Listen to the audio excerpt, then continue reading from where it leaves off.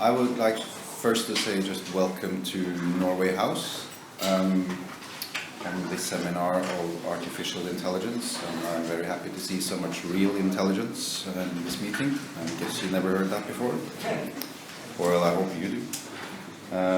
But first and foremost, a big thank you to Claire and euRobotics for organizing this event. I'd just like to say a few words about Norway and Norwegian policy on this in this field as an introduction. We are a close and trusted partner to the EU, and very evident this year, not least through our common celebration of 30 years of the EEA agreement, the agreement on the European Economic Area, which makes Norway, Iceland, Liechtenstein full members of the EU single market. It covers the 4 freedoms, as well as flanking and horizontal issues such as research and innovation. Together we find common solutions and we unlock new opportunities together. As strong proponents of the green and digital transitions, with many leading industries, innovators and research institutions, we actively contribute to Europe's global competitiveness. AI is rapidly changing our societies, posing challenges as well as opportunities. And I'd like to give a quote from the Commission President Ursula von der Leyen that she gave at the World Economic Forum in January, just to set the tone. She said there, "Our future competitiveness depends on AI adoption in our daily businesses, and Europe must up its game and show the way to responsible use of AI. The AI Act is the first of its kind anywhere in the world.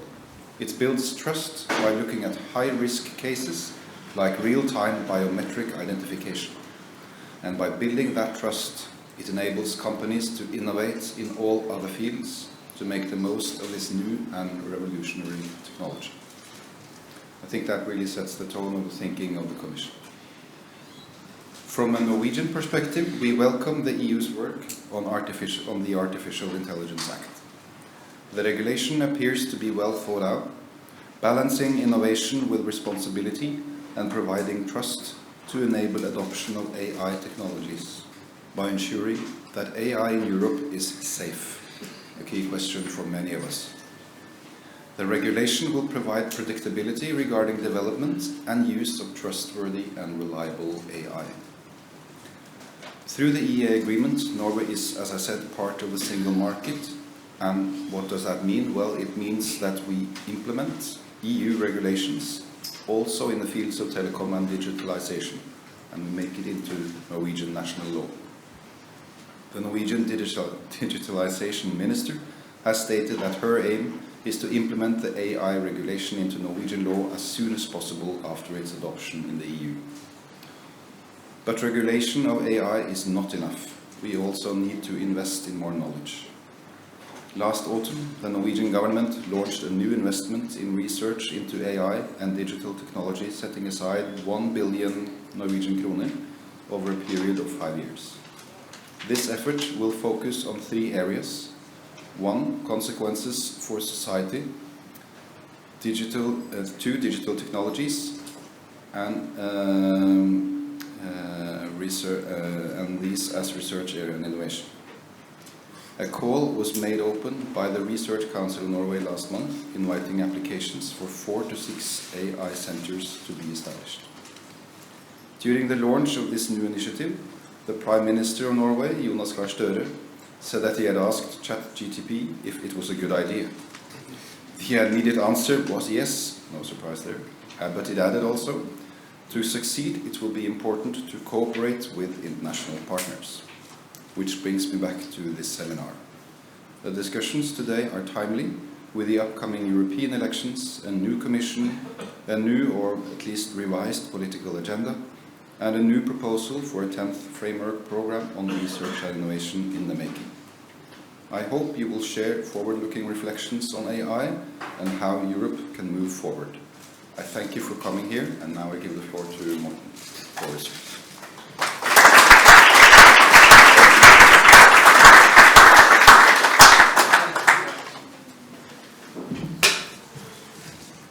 Well, good afternoon.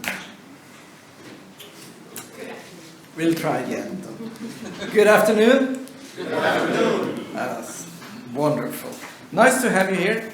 Thank you so much for being here, Mr. Ambassador. Thank you for lending us this house, this room. I would like to say that, remind you who can't remember that long, that this is the house and the room where we launched Claire almost 6 years ago. If you take the letter L and you put it on its back, you get a flat horizontal line that suddenly shoots up. Yeah? And you know, this is a point I make all the time, so some of you have heard it before. What it is, the curve of the population growth over thousands of years, it was flat, and then bang. So the big question is what happened when it shot into space? What happened at that point? And the answer, you know, is technology. The clock, the steam engine, the combustion engine, vaccination, electricity, the telegraph, antibiotics, refrigeration was important, transistors, computers, mobile phones, communication satellites, and so much more. The point where the curve really started to rise was the steam-driven first industrial revolution, and since then, later, other industrial revolutions followed, driven by electricity, the computer, and the internet. And that's a story you all know. I repeat it because it's worth repeating. Because the nations that led these industrial revolutions, they were technologically superior and could produce goods much more cheaply than ever before and transport them worldwide. This made them richer, which enabled them to invest in further infrastructure and efficient supply chain and creating self-reinforcing investment cycle.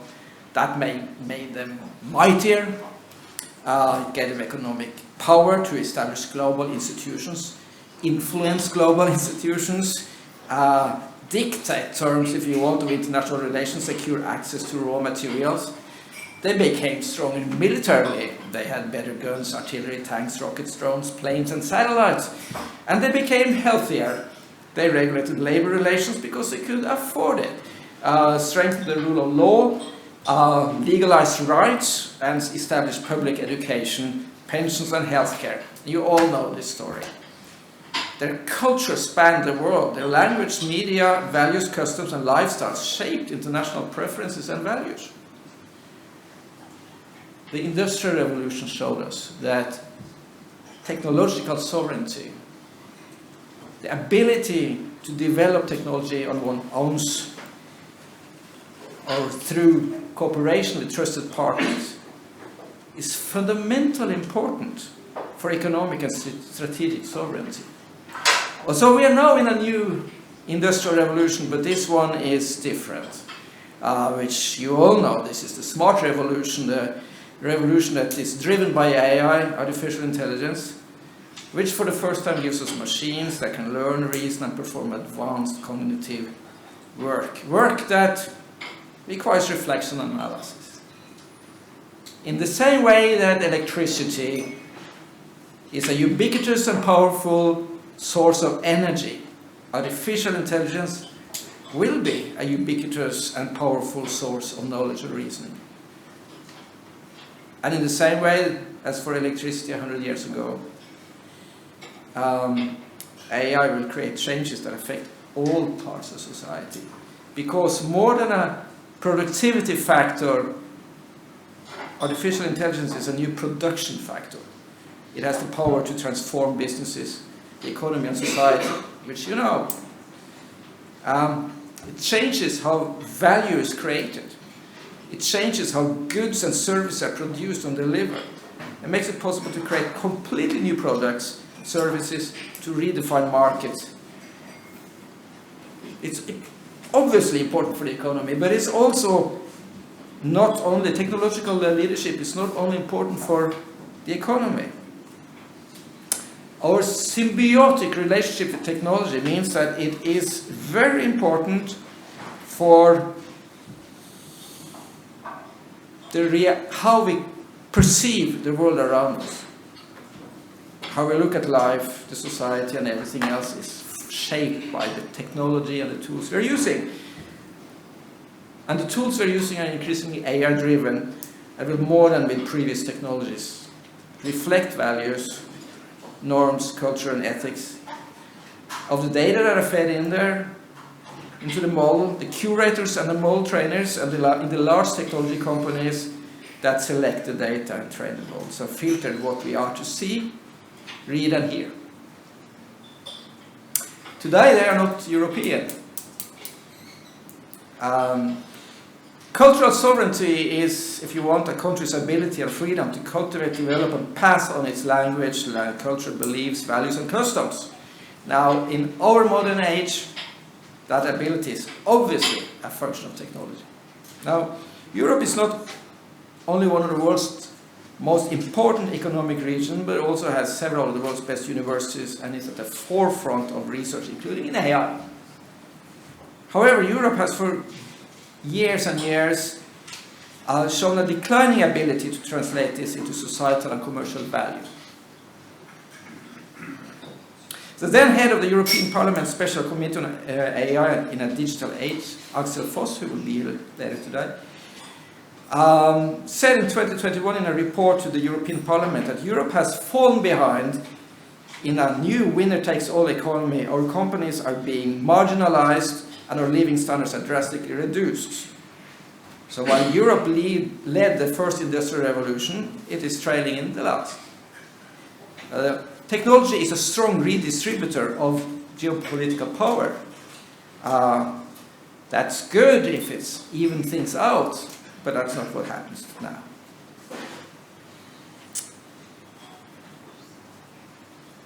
So, in the US, market has driven the development. The breakthroughs in artificial intelligence have been developed, scientifically published and marketed by a small number of very large and extremely well-financed commercial players. In Europe, we have not been able to do that. There has been a market failure, and on a national level, we have been trailing, running after the development and the events. And so has the European Union.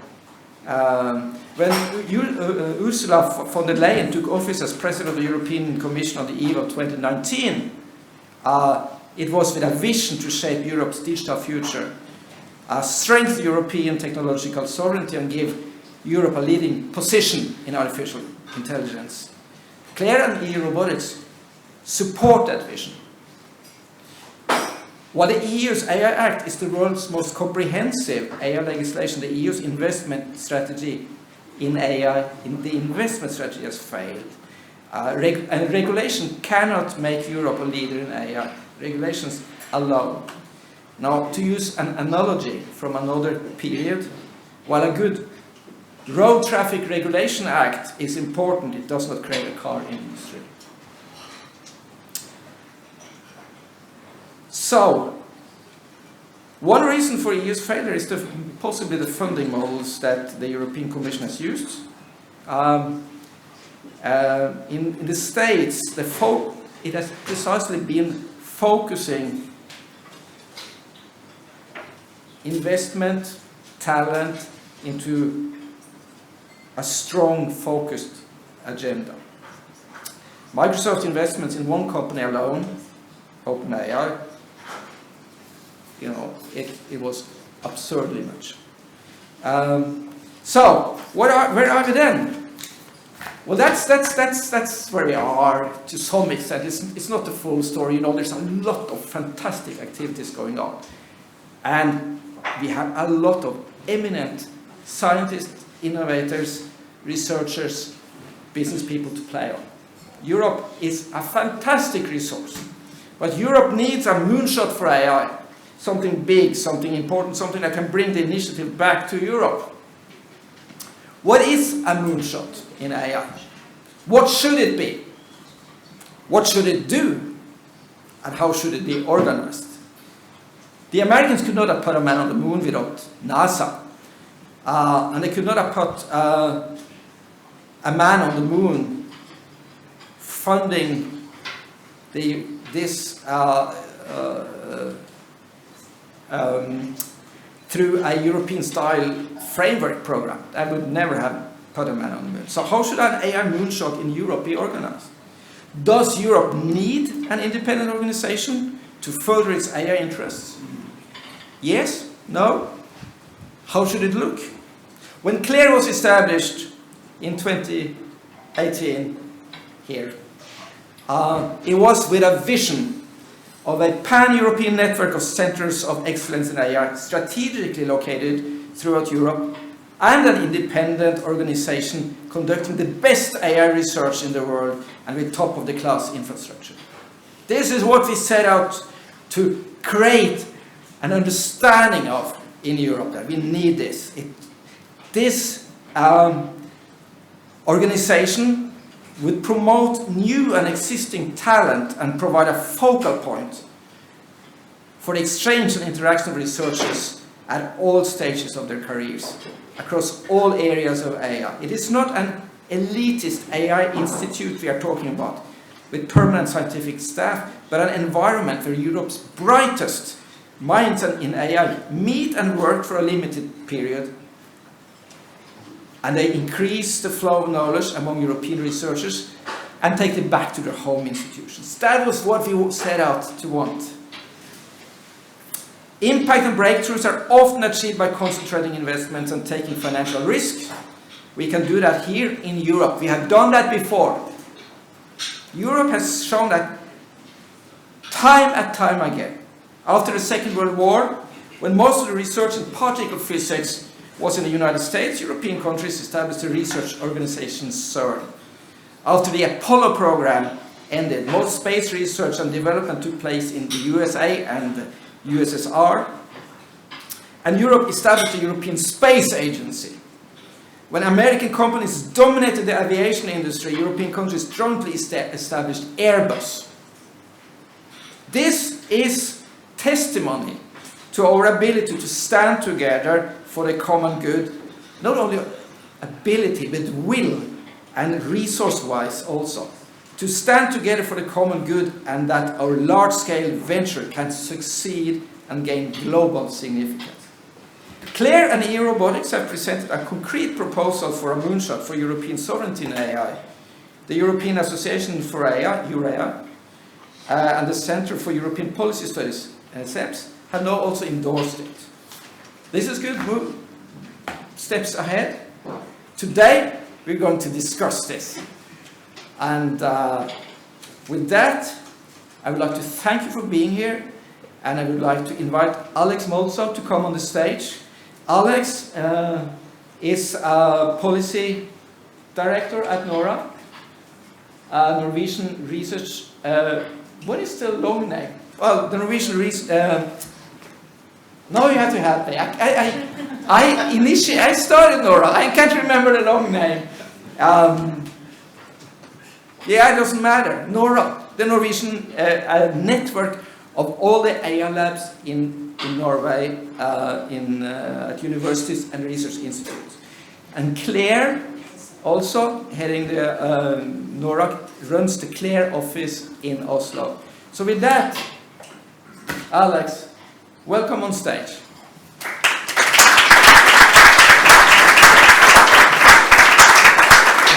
So thank you so much, Morten.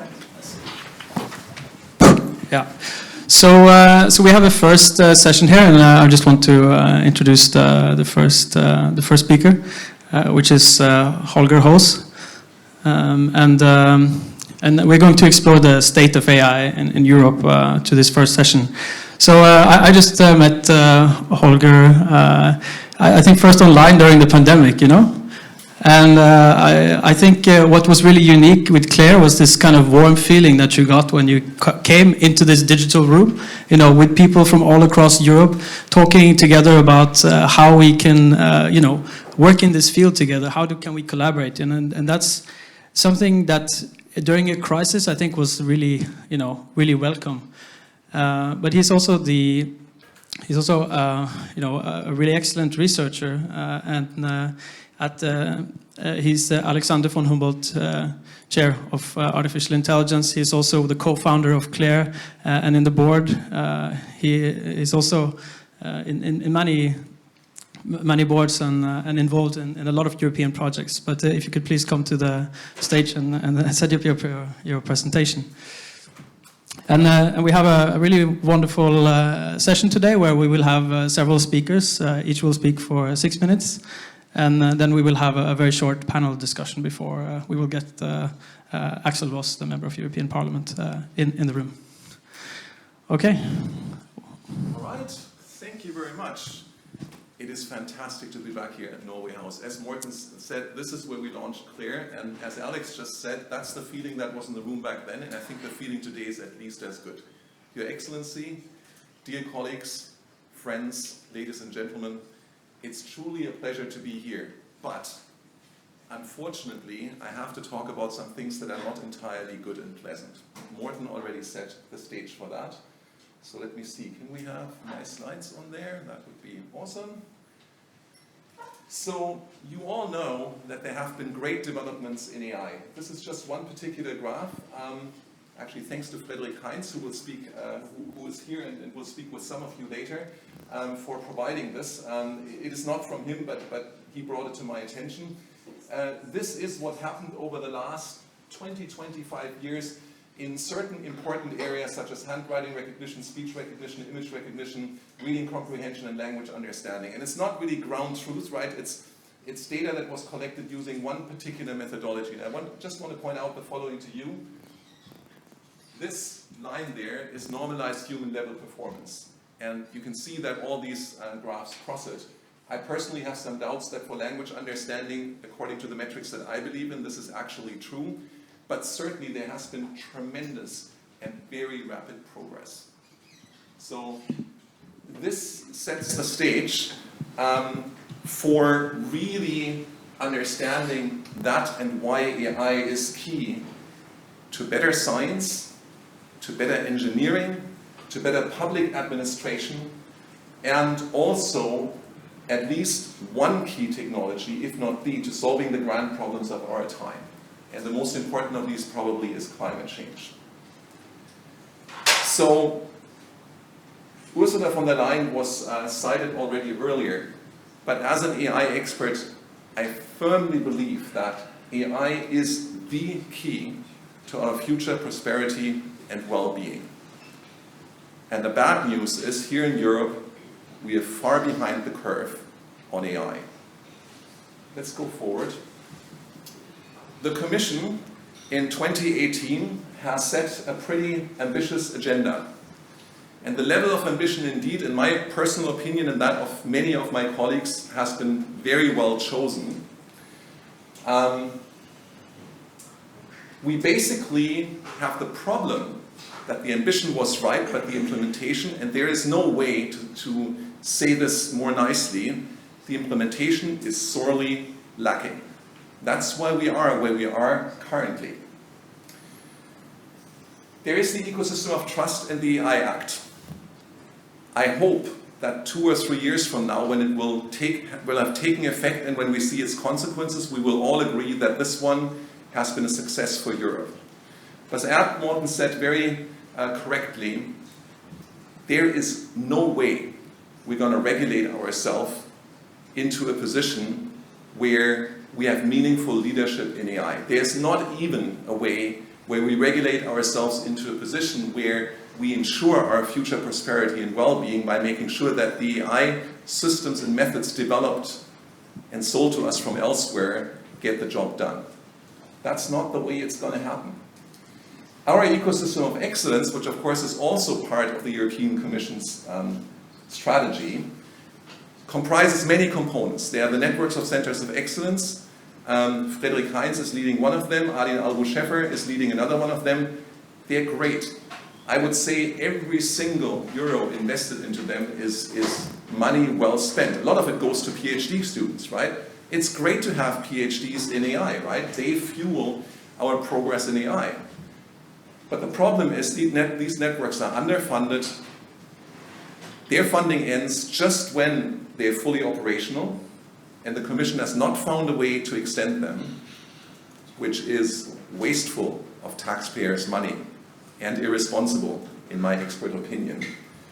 And also, they're not particularly well connected to the countless other elements of the European AI strategy, all of which doubtlessly also make good use of tax euros, but because of that lack of coordination, we don't get critical mass. So, let's go on here.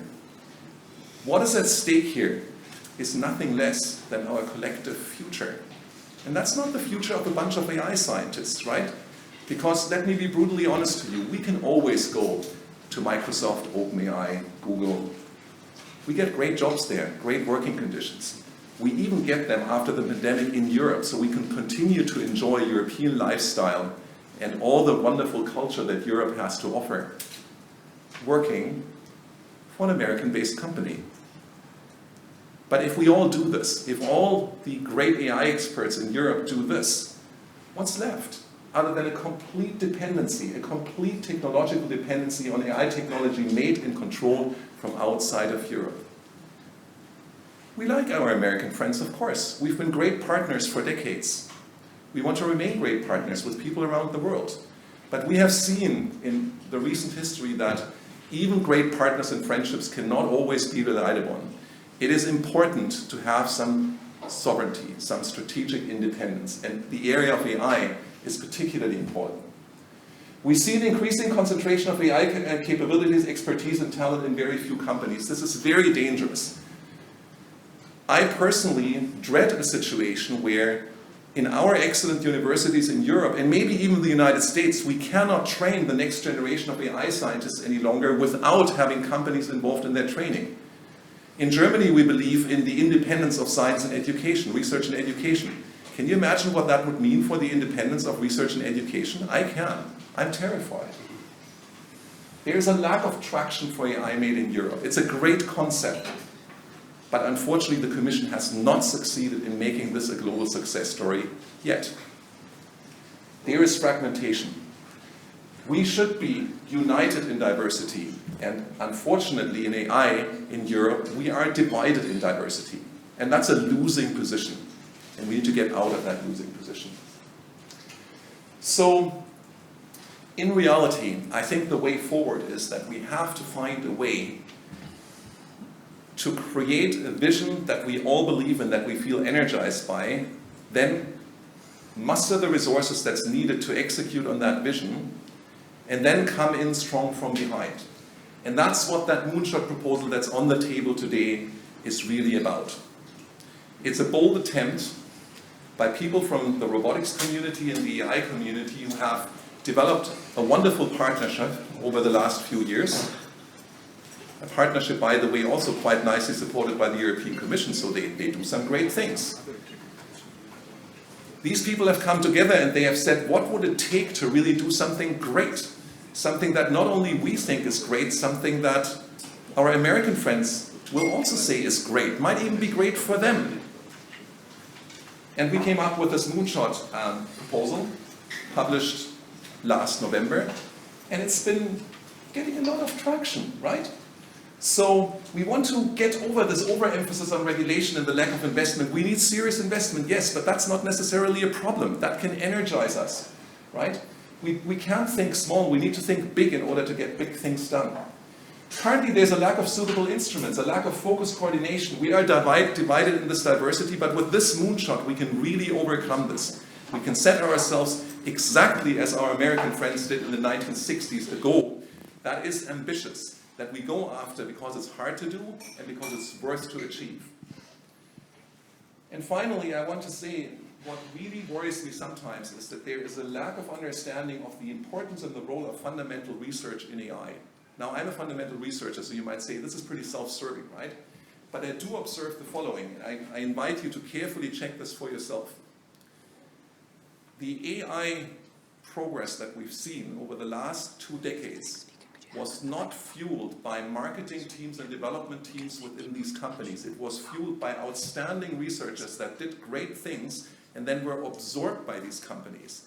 And the path from the great research, let's say on large language models, to actual commercial implementations is amazingly short.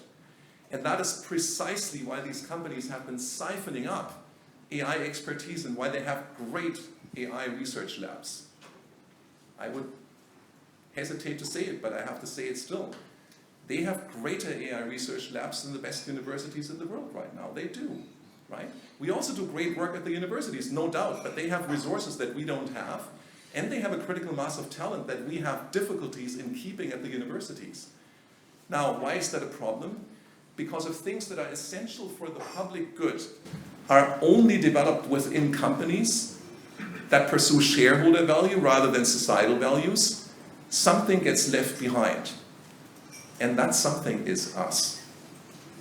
And that's not good.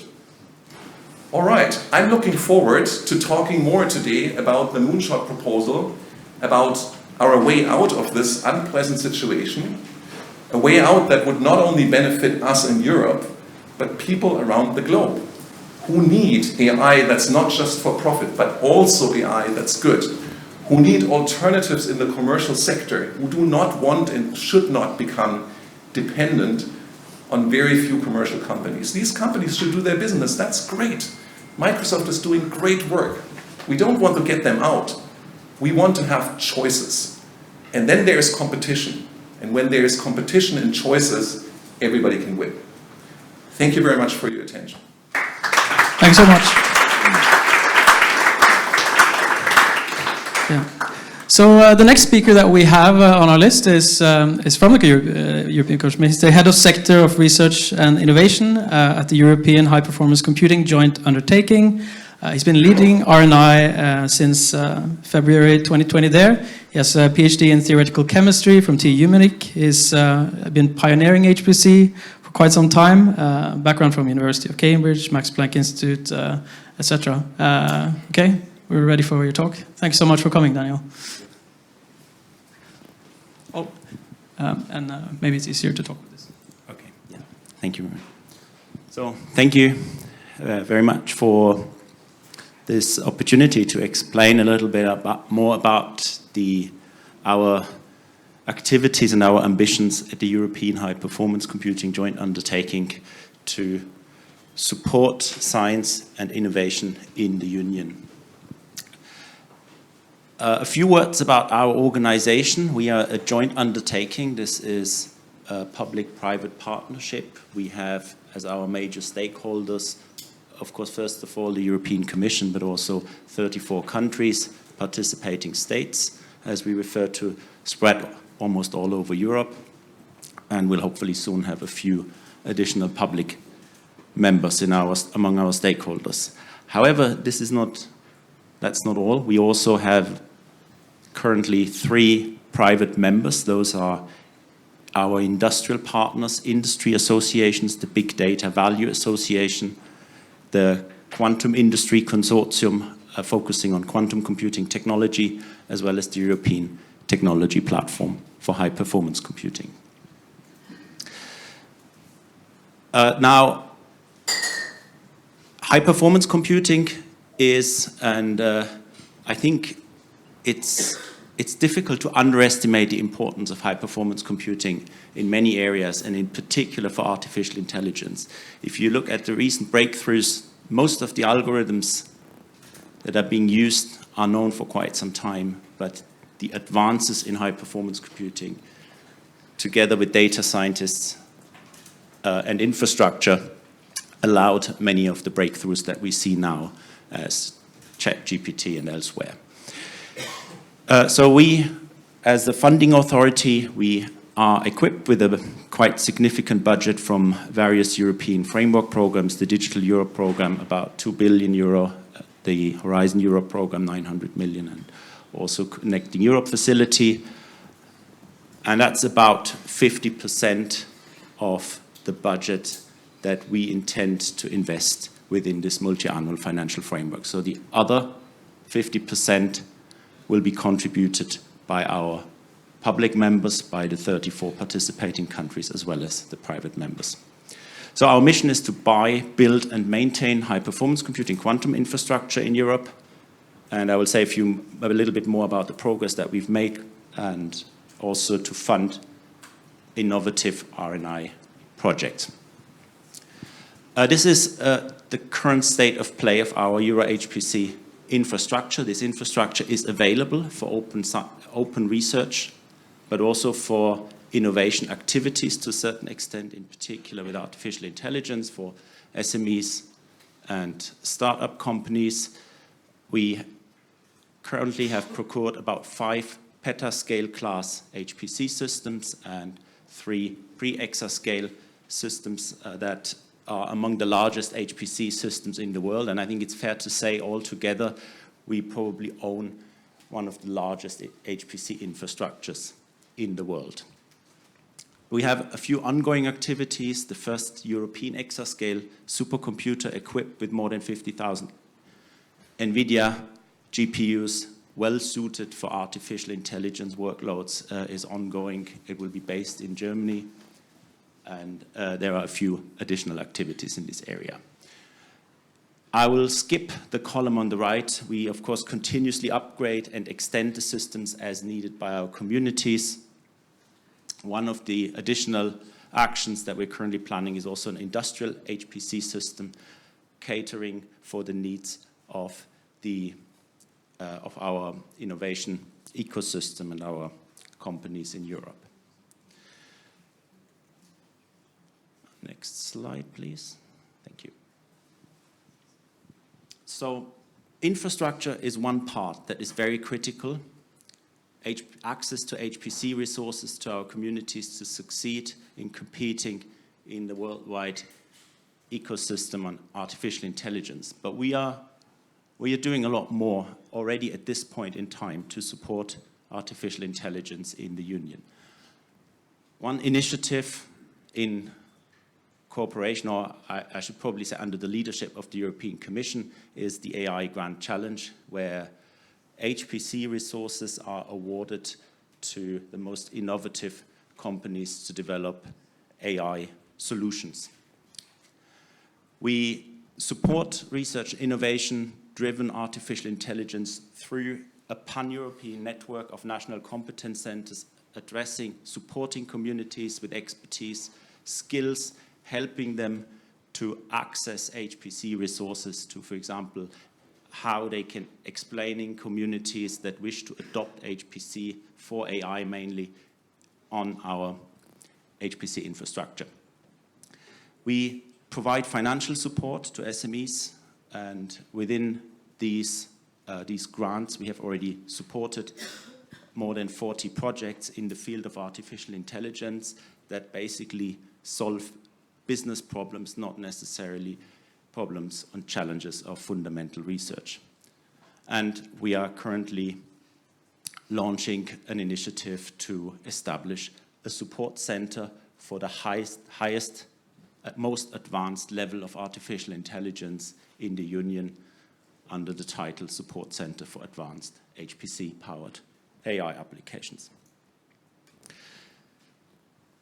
Recently, we have established a new access mode to our infrastructure, which is dedicated to AI. So the first of these open calls have been launched in March, and this aims to support ethical artificial intelligence and is intended to industry and SMEs, and is a little bit simplifies the procedure for those communities compared to the other access modes that we offer. So with this, I leave you with the outlook, an outlook on future activities. We expect that our regulation that establishes the European High Performance Computing Joint Undertaking will be amended probably during this year to include a significant amount of additional AI-related activities.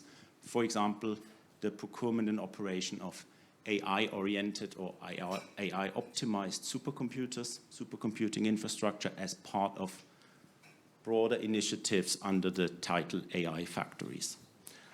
And we, of course, continue to support the AI software ecosystem, which is also a very important component for our communities by funding the development of a software stack through the European framework programs. Okay, thank you.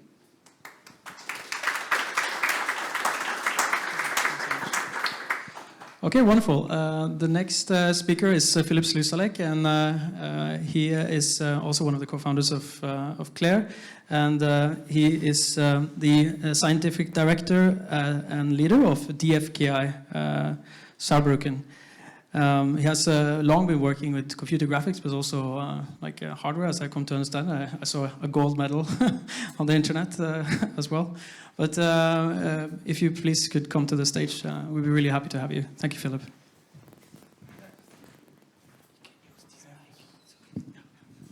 Yes, it's a great pleasure to be here. Welcome, everyone. It's great to hear that the European Union is adopting AI in the HPC context. That's something that we've been trying to support more and more. Because one thing that you might not know is that the typical HPC architectures, hardware architectures that were typically used are not really suitable for the type of AI loads that we need on a wide scale, in particular not for the large AI models that we've been using and that are becoming more and more important now. And so we really need to change the hardware architectures. But I really want to talk about the state of AI in Europe, and Holger already said that. I think we're really well equipped. We do really great research. If you look at the papers that come out of Europe, this is excellent. Also, if you just look at who are the people who drive the big AI systems in the US, at Google, at Facebook, at whatever, you find lots and lots of European names there, right? So it's not that we can't do AI, right? But as Holger already said, there's something lacking from the great AI research to actually bring that into market and drive things forward. And there are reasons for that, and I'm listing a few of them here, is that the research that we're doing here in Europe is mostly incremental. We do small projects, relatively small projects, that run for a couple of years. A small group of researchers does something, and then they do something else later on. And some groups go in this direction, some groups go in this direction. There's not much coordination. Afterwards, and they set up, in this network as mentioned, they set up some infrastructure, and at the end of the project, that infrastructure typically goes away, and it's very hard to maintain that because the next project might not happen or happens only later. It's largely uncoordinated because there is no one to coordinate those projects, right? Unless the researchers start doing this themselves, but they're typically busy doing research and not coordination. And it's also a very slow process because you need to know what to do in 4 years when you write the application now, right? That makes no sense in an area of AI which you get new developments every week or every month, right? So by the time you get the project, it's already outdated, okay? And so this kind of research infrastructure makes no sense in an agile environment like AI, right? It's specifically bad here. And I try to draw this here, right? There's this entire area of AI, right? And projects go in all directions. There isn't much coordination here. And we have very few grand ideas that we could follow. Because even if you had a great idea, there would be no way to fund that. So why even have it, right? I know a really good professor, a tenured professor at a top German university, who went to Facebook. Right? He had pension, everything, funding, everything. He went to Facebook because that is where he could realize his vision. There was no way for him to do this here in Europe. But I also have to say, right, it's not just the infrastructure that is bad. Also, among the scientists, we don't have a culture of working together, building consensus about what are the really important topics that we should jointly bring forward, right? Kind of everyone is a little bit fighting for himself, which is great, but at the end, if we raise the level of the water, right, every boat will rise. Next slide, please. So I think we should take a look at the physicists. The physicists, in many areas, had to depend on large-scale infrastructures, hardware infrastructures, right? Whether that is space missions or observatories or whatever. So they had to come together because otherwise they wouldn't get that hardware infrastructure. But those systems are not only about hardware, right? The really important part of CERN is not that they have a big accelerator there, but the really important part is the scientific community of all of the particle physicists, not just Europe, but the world, coming there, discussing what is the next big thing that we need to do, how do we need to change the hardware, what are the projects we need to do, how do we need to do our measurements. They define the research of the next couple of years, right? And that's the same with the astrophysicist. What are the next big observatory we need to build to really make the big breakthrough in the world?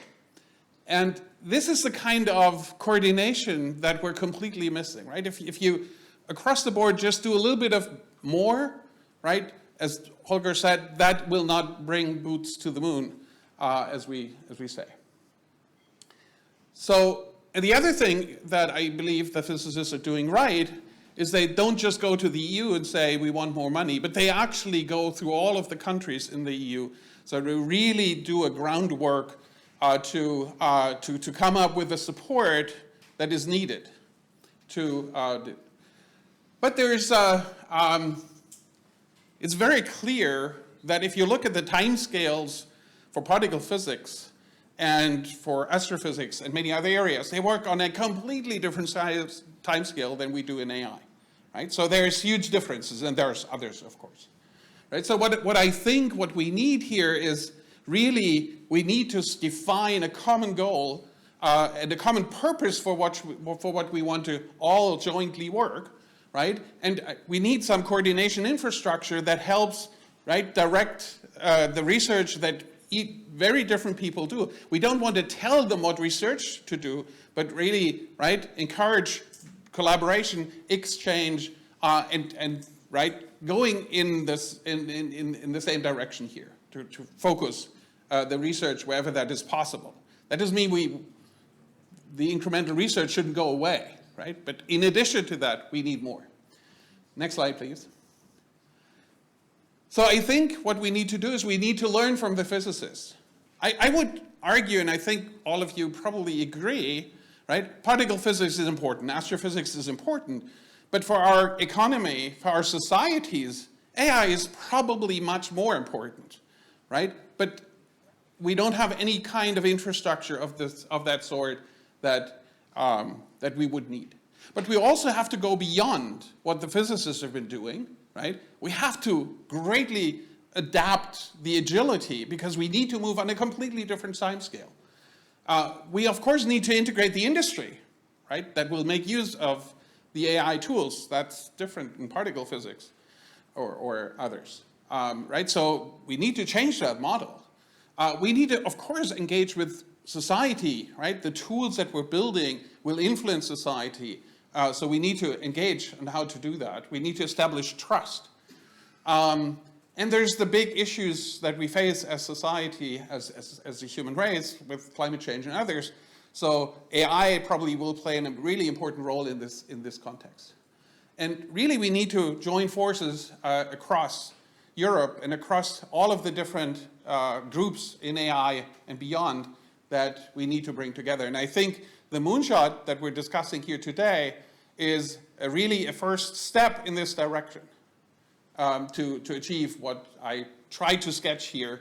So really try all of us to learn from the physicists, but again, we need to do it differently to be more agile and to achieve the goals that we set ourselves here in Europe for AI.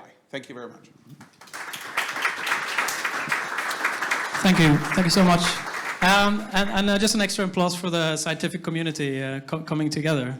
And because I think there are plenty of things happening in the world that necessitates, our community coming together. And because we have the scientific community, but we also have an experienced executive and someone who has been worked on the national level in a high-level expert panel with the Italian government shaping their strategy.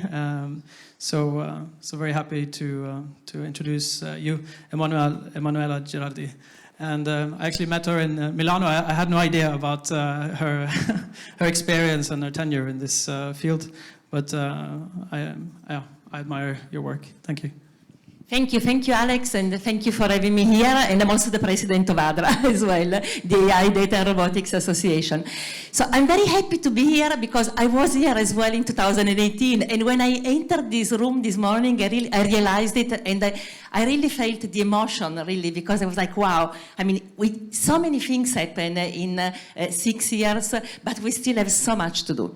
So today, I would like to, they already said lots of things, the previous speaker, but I would like to say a few things, not only on the European AI landscape, but I will start from the international one, because I think it is important to understand where we are in Europe today. And then, of course, about the European AI vision that everybody here knows very well. And then I will mention a few things about what we can do. Okay, next slide, please. Thanks. Okay, so as everybody said, not everybody understood it, but AI is a general purpose technology. So this is data from 2023 AI Index. On Monday, there will be the new AI Index from Stanford University.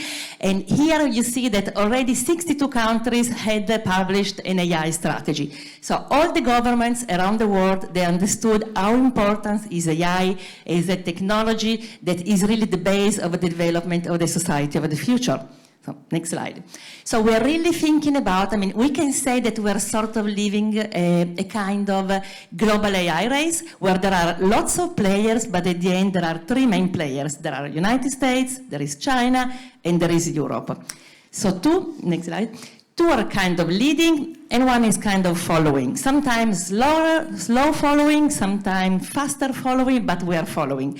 So we have, and they have different vision also. So China, here you have Xi Jinping, they have a model that it's more driven in AI, that it's more driven by the government, I would say, and they are leading in AI research because they are leading in AI research. So we can say that we have excellent researchers in AI in Europe, but China at the moment is leading in AI research. Then we have the United States, and we don't have Biden, but we have Eric Schmidt, because the innovation in the United States is driven by the private sector.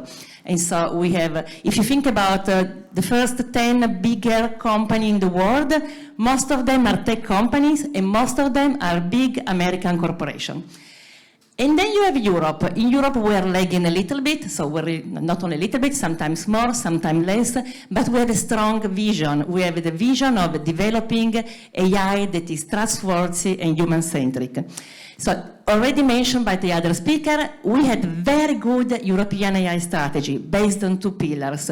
To build an ecosystem of trust, so make AI that is safe, secure, and trustworthy. And this, I think, we were quite successful. We can say that maybe we're even leading, even if we're not the first one. And then we have the ecosystem of excellence to promote AI innovation in Europe. And this, unfortunately, I mean, we still have lots of things to do, but I think we're going in the right direction. So what we're doing, again, everybody knows the AI Act. Everybody, I think, agrees that in this area, I mean, we were not the first one, because I don't know if today somebody will say that we were the first one, or like the ambassador said, okay, von der Leyen said that we developed the first comprehensive AI regulation, but even there we were lagging, because we started at first, but then China came before us. So even there we managed to arrive afterwards. And then we have a very good, regulation. Maybe it will be difficult to implement it, but at least it will make AI safer in Europe and trustworthy. And then we have the ecosystem of excellence. Here it's EuroHPC is missing, but I mean there are NTF, ATF, and so on. But lots of good initiatives, but the impact is still very limited because they are quite fragmented. And again, we are following and we're not leading. So good initiatives, but it's kind of lacking coordination, and then we're distributing them among all the different member states. So what can we do? Yeah, thanks. We need to find a better balance between regulation and innovation, because at this moment we're really going towards regulation, and like Holger said, I mean, it cannot be that we're leading in regulation without leading in innovation. So what we're doing, if I think about it, was mentioned already by the ambassador, the speech of the State of the Union speech by von der Leyen. She says that we have to do three things. So to build the guardrails, but like Morten said, I mean, we cannot build the guardrails if then we don't build the road, because we need the infrastructure, so EuroHPC. But then we also need to build cars, because this is also what we need. Otherwise, what will we do? I mean, with guardrails, without somebody running on the road. And then we need to build AI governance and guiding innovation in AI. So I think that this is a good package. This is the package that was presented by the Commission last January. It came a little late, I think. It came just before the final approval of the AI Act, but it's a good package because it has the AI factory concept with the EuroHPC new roles and so on. And then it has the governance of AI, so the AI office. But is it enough? I think that it is going into the right direction, but it's not enough. So this package says that there will be an investment of 4 billion euro, and there will be like this AI factory, so one-stop shop for startup in AI with computing resources, data finally available, and then there will be financial resources and so on. But if you think that Amazon invested 4 billion only in one startup in Anthropic, this is exactly the same amount that we're investing everywhere in all these initiatives, and there are more, I just added a couple, in Europe. So can we compete with this situation? I mean, can we compete with this 4 billion for all of Europe, and then dividing it and distributing it and competing for this? No, we cannot do that. So what can we do? There are many things that we can do. I think that the first thing that we really need to do is that if we want to become a leader in AI, we need to start thinking like a leader. So this is the first thing. We really need a mind shift, but a dramatic mind shift. And we need to be realistic. So we cannot say that we are so good, because we are not so good. There are things where we excel, like in research we excel, but we are not so good yet. So we need to improve. Then, if we want to be ambitious, and we really need to be ambitious, we need to think big, we need to have adequate resources, because 4 billion for the whole of Europe, there is no way that we can become a leader. We can be a follower, we can still be a slow follower, probably, but not a leader. So this fragmentation of resources of initiative is good because it's taking resources and skills in the territory, but it's not working. I mean, it's not enough. It's not working like we want. It's not having a very strong impact. So we need to find another approach. And I think that, especially as president of ADRA, a good approach is, first of all, to stop competing and stop fragmenting the limited resources that we have. So we need to engage with public-private approach, I think, with member states, because it cannot be that France, Italy, Germany, and so on, they develop their own big European AI project or big European AI language model. We need to do it together. And I think that this is really something that we need to think like not a competing, but really coordinating and collaborating. And I also think that we should be more open, because if there are things that we cannot do alone in Europe, then we shouldn't be alone in Europe. We should do it also with a more open approach. Thank you.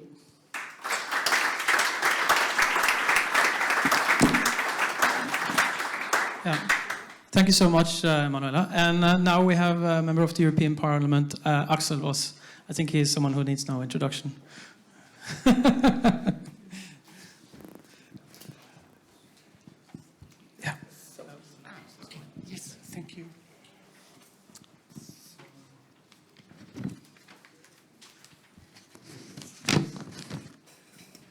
So, good afternoon. No, it's more or less, or good morning, or whatever. So, welcome here, and thanks for the invitation and organizing all this event. I'm very proud that I can be part of it. We have heard already what AI means, and also, but what we should have in mind, AI is the fundament of what is coming up in the digital development. So don't underestimate AI as such. And this is what we then also as a political group, as an EPP group, we are asking the Commission not only focusing on the AI Act, we are also asking in addition that they should come up with additional measures to bring this to a success. So the AI Act itself, from my personal point of view, I would say is something what you might or what you can have if you're leading in AI development. Then this is a wonderful tool, and you can move forward and you do not have problems with it. But if you're not leading, and I would still consider that Europe is lagging behind immense. So I always would say we are a kind of a developing country in digital issues, or developing continent in digital issues. That's why I would say it's a bit too much, because the balance, from my personal view, is not reached in protecting our citizens, and on the other hand also supporting innovation. I still see this somehow critical in a way that we are creating now because of the vague wording, especially if you're looking to Article 6 right now, that you do not really exactly know, is your system, AI system, a high-risk one or not? And this vague wording leads to legal uncertainties. And probably for the next, let's say, 3 or 4 years. And this is something what I would therefore consider we need to eliminate these legal uncertainties in this period of transition. And then this might help. So the general approach from my point of view, or from the EPP point of view, would be it's creating a bit legal uncertainty, it's costly, and a bit bureaucratic. And that's why I think we need to do more than everything what is written in the AI Act. So the AI Act, of course, is something what you have to have in mind. This is a compromise between the parliament and the member states, meaning 7 political parties and 27 member states. And coming also to the end of the mandate, there was a kind of a pressure in timing, and that's why we couldn't look to all details, probably with a kind of a more detailed approach on it, to avoid a lot of other things what might create problems. But from the general approach, I would say, so if we are focusing on AI systems that should be forbidden, this is something I would say, yes, we are agreeing on some of these elements, or that we do not want to have these kind of AI systems, what is more considered as the Chinese model on social scoring. So if you're crossing a street by red light, or if you are not paying your invoices in a proper timing, then you might get a kind of a bad scoring on this. But of course, we have also pension funds around where you have to consider and make your own scoring in a way that this is not the same as then social scoring. But is this clear in the text already?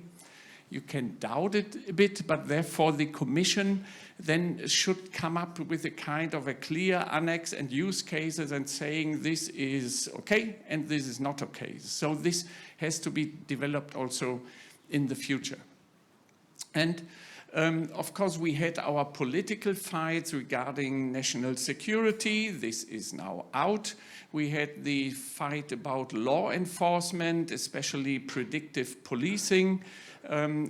Especially my friends from the more left-wing orientated part in the parliament would like to see that law enforcement is not using AI, that at the border control you are not using AI, but of course this is totally out of the real world at the end. Of course you can use this system to prepare everything and so on. The main idea has been that a human being should not be a kind of a decision taking by a machine, so that you're not if you're asking for credit and then a machine would tell you, no, this guy is not liable, And also, if 1,000 people are applying for a job, of course, you can use AI for the preparation for a decision, but you shouldn't use it then for the decision itself.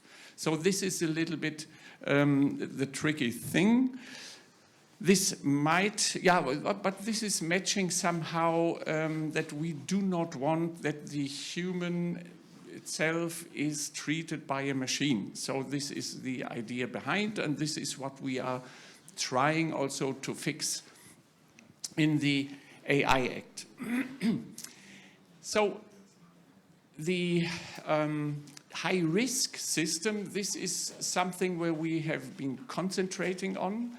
So it was the forbidden AI systems in Article 5 and Article 6 with these high-risk systems, and then the annexes in addition. And there was also a kind of a discussion on what is high-risk, what is an AI high-risk system. And here the Commission was proposing everything what is in a critical infrastructure, but then we added also, no, there should be also the context of how the system is working in a context, so meaning that a kind of a, let's say, soda machine in an airspace agency should not considered as an AI high-risk system just because it's standing in such an agency. So that's why we thought it might be helpful also to get the context in it.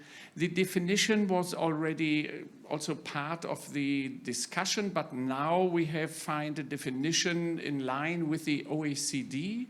I think a kind of a definition from 2019 in a short version, but still there was this fight in taking on board only software or not. And so, but then we came, from my point of view, to the more than less best definition, what is also not isolating Europe from other definitions what might be used in the world. So we are still connected internationally with this definition. And the AI high-risk systems, of course, this is nothing what we would like to see. This is not forbidden, but the system itself has some requirements in the then after Article 6 upcoming paragraphs, and also the obligations for the deployer. So here we are adding a lot of obligations, requirements, and to fulfill. This means bureaucracy, this means costs. And but then again, if this is a high-risk system and we are considering only 15% of the AI systems might be considered as a kind of a high-risk system, but then also you should have in mind, if you're interpreting all these, that you are not coming easily to the definition and saying, oh, this should be an AI high-risk system because a person is involved. No, it should be more concrete that fundamental rights might be infringed, or the some values like democracy, rule of law might be infringed. And then we are coming to this situation of an AI high-risk system. So we are seeing also a kind of a conflict with other legal instruments. We have focused on one or two only because also of the timing, but there might be still overlaps in place with some sectorial approaches. Even we haven't proved, or we haven't checked if there is a kind of overlap with the Digital Services Act, for instance. This is something what we would like to ask for the Commission still to do in the future, and to eliminate probably this overlapping of legal tools. Here we see especially the GDPR in a kind of a conflict with it, because as a legislator we would like to see results out of these AI systems, what are, let's say, gender balanced, non-biased and non-discriminatory. But to train your algorithms in such a way, you need massively personal data. And the general data protection is telling you you can't use personal data for different purpose than what was consented for or whatever. So, and this is a kind of a conflict, and we know that our European data protection administrations are very strict in interpreting the rules, and therefore you might not have all the time enough data for training your algorithms. And the access to quality data is one of the questions I would say is very important for the next mandate to solve. I don't know if we will be successful in this demanding, but I think it's extremely necessary that we are thinking about access to data or access to quality data, that we can train our algorithms, and the results of the algorithms might be also high quality at the end. But here, to solve this problem a bit, we are trying to install these so-called sandboxes. And this is the, let's say, outlaw environment where you can use data for your own purposes somehow, but there's also kind of an supervision when you're using these personal data, or if they are providing also data. We have had in mind two kind of companies. There might be big companies in having their own data and going then to kind of a sandbox and training and testing the algorithms. And then you do not have to go via Article 6, Paragraph 4 of the GDPR in just informing everyone that you will need these personal data for kind of a different purpose. So this might be a kind of a way forward. But what happens with companies if they do not have enough data, or if they don't have data at all? Then our thinking has been that also these sandboxes should provide at the end personal data or general data for training and testing. I hope this will functioning at the end. We have to look how this is working. Then an additional idea, but this is not in the AI Act right now. This is also what the EPP group is asking the Commission in doing in addition, is to come up with a concept of sandboxes, because I already can imagine that in Germany, in my home country, the Bundesländer will compete to each other, and also on the European level, they will probably competing France with Germany and Belgium with Denmark, or whatever it is. But the perspective and the ambition should be, we should try to come as close as possible to the worldwide competitors, the big ones. And probably it's in such a way not reachable, but to come forward with, this is not in the AI Act again, but my imagination is here, we should have at the end European projects, because we have to join forces. Otherwise, we will never scale up again. And you mentioned 4 billion, yeah? So I have to say, this is not enough. Probably 10 times, 100 times more would be something where we can, where we can really do something with it. And so I'm asking, therefore, sometimes myself, what is our strategy to survive in a digital age? Here I'm missing the will of surviving, the will of the ambition, and also to become better and a better competitor to the big ones. They have a lot of money and they are buying out everything, and so this shouldn't be the way forward. But here I think we need a kind of a real strategy to survive in a digital age. We tried this, by the way, in the ADRA report, but this has been non-legally binding, and so this is disappeared in a drawer. somehow, but it's a pity because we signalized already at this stage what might be a kind of a good strategy. By the way, in this report, I have been not allowed to criticize the GDPR. This is the ideological approach by a majority in our house, but I think you can feel it. We created with the GDPR a mentality of not processing data or not processing personal data, and this in a data-driven world might not be very wise. So I hope that the Commission, my time is up. I hope that the Commission will have the political courage in also modernizing the GDPR in the next mandate. Otherwise, I can't see that we are making a kind of a very big jump in this digital competition.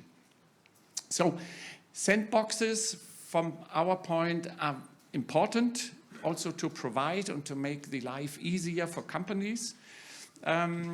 Also, what we have had in mind are standards. Standards should be created in a way that companies are taking over these standards, that they can then immediately go to the market. This would be a kind of a good way forward. But also here we have to wait. As far as I know, the Commission already is working on giving this task to the standardization organizations, that they are starting and working on it. From the outside world, I do not know how complicated it will be to create a standard, but let's hope that in this transition period they have then something in place that we can start here in Europe also with standards on this, that you are complying with the requirements of the AI Act via these standards. This would be a kind of a very easy way forward from my point of view. Of course, sometimes sanctions are of interest, but this is something where we are also asking the Commission now, in addition to this AI Act, not to sanction companies as long as legal uncertainty is existing. And this would be also a kind of a probably relief for companies, startups especially, because they will have it. It's more complicated for them to comply with the AI Act. So sometimes we have the feeling that the big ones are showing some interests, but not really paying too much attention what we are doing, and they do not care if they are complying with these, because then we, as a rule of law, we need to prove that they have done something wrong, and this might take years, and so it seems for them probably a better benefit to do so, as that they are complying with it, but not really complying. But we have to wait. So this is something what might be a kind of a good way forward also. What we also discussed, of course, a lot of use cases. Also, when we are coming to these biometrical data, then we do not want to hinder to use biometrical data or emotional recognition if this is a kind of a benefit for health. So this should be working. But if you're coming to facial recognition, also we can allow what is already in the market. If you have in your car or in the cockpit the system who is looking to your eyes if you're going to sleep or not, and then that this is still allowed. Nobody would understand if we have a kind of a facial recognition or emotional recognition, what might help you during your day-by-day life and so on. But this needs to still be cleared by use cases also in these annexes. But so there is always this thin line of good and bad in this regard, and so that's why we think we might come forward with. What we are also asking as an EPP group to the Commission is to use the transition period in trying not only to eliminate this legal uncertainty, also to make sure that we have one interpretation throughout the whole EU of all these provisions. Because what we have seen in the GDPR is every member state is interpreting this in a way they would like to see it, and all of a sudden you have a totally fragmented situation in the whole EU. And of course, yeah, we have the EDPB, so the European Data Protection Board, in these cross-border cases, and they will fix it somehow, but also not in a very pragmatical way. So, and this is what we try to avoid, but so the system we have seen, or we are seeing in the AI Act is better than in the GDPR, because we are using these competition tool to it, so every member state can also complain to other member states that it's a kind of a necessity in interpreting these throughout the EU. But it would be better if we have with the AI office a kind of a body in place where they can interpret it immediately and directly for the whole EU, and this is then valid for the whole EU. So this is something what also would mitigate the legal certainty, and this is what we are hoping what the Commission then is also doing. So, of course, here you need the AI office, and you need also the staff members for the AI office. The Commission is already here active, and I'm very grateful for this, that the Commission is also signalizing they have understood they need to be flexible in all these directions. Also, what we were saying, if there is a necessity to change the annexes, they have the power to change these annexes. And this is something what we also should have in mind in digital issues. Everything is developing so fast that we need to be, as a legislator, more flexible. This is also something what I wrote in the ADRA report, but nobody is paying attention to it. But I think this is necessary. Still a kind of an excuse. We are seeing in the world right now the fight between democracies and totalitarian regimes. And the totalitarian regimes in this regard are always very fast in deciding. They have it, it's a simplified way going forward. We are politically fragmented. We have a kind of a very ponderous structure. And here we think we should use also the AI developments in being more flexible as a legislator. Let's cross fingers that this might work in the future. I do not know if I have forgotten some of these very important issues. So, of course, beside the sandboxes, you can use also what we are calling real-world testing. So you can use then also your own infrastructure, if you would like, to or kind of a service to it. But then, of course, there are some additional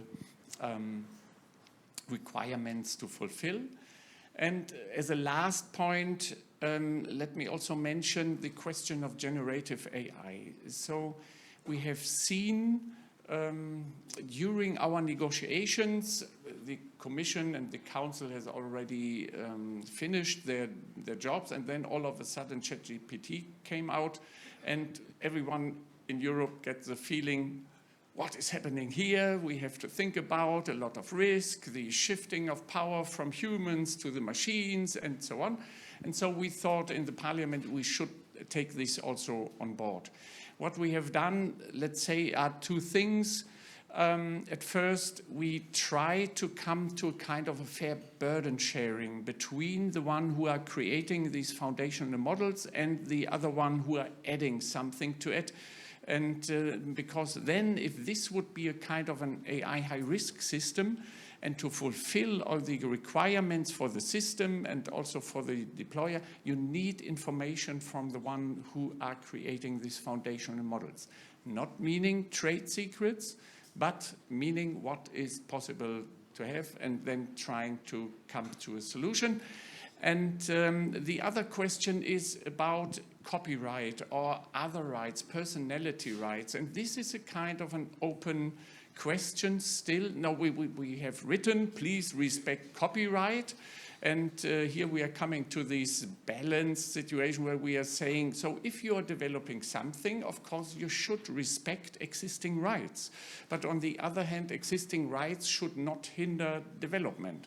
But this is a kind of an ongoing problem right now. How can we have, with generative AI or these foundational models, when they have been trained and also on copyright protected works, how you can enforce your rights still. Also, if this is a personal right. Again, also, this might have a kind of a conflict if you're using the whole, let's say, internet for training your algorithm, then there will be a kind of a personal data on board. And then you're coming to the rights to every individual and saying, oh, I would like to delete my personal rights because this is a right of the GDPR from these databases. And then all of a sudden, this can't be fulfilled. It costs so much to train, then your algorithms without personal data of one specific person. So this can't be done, so we need there more aligning also in this legal environment. But here to make sure that there is a pragmatic approach possible, we should continue in working. How can you enforce still such rights, individual rights, fundamental rights, personality rights, copyrights? How you can enforce these rights with generative AI or large language models and so on. This is something what we still have to solve. And if you're dreaming of a solution tonight, let me know. It would be wonderful to have also your expertise in solving these problems. So I think my time is up. I'm sorry if I have been too long, but this is only the more important things what I would like to say. There are a lot of others, but please let's keep in touch. Thanks a lot. Yes.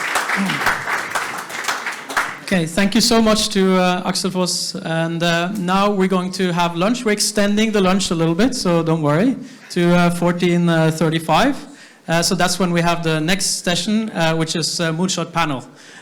So really excited for that. Thank you so much to the ambassador. And thank you to Morten Irgens. Thank you to Philipp and to Holger and to Emanuela. And Daniel, thank you so much for the first session. So really excited for the next one. Hope you stick around.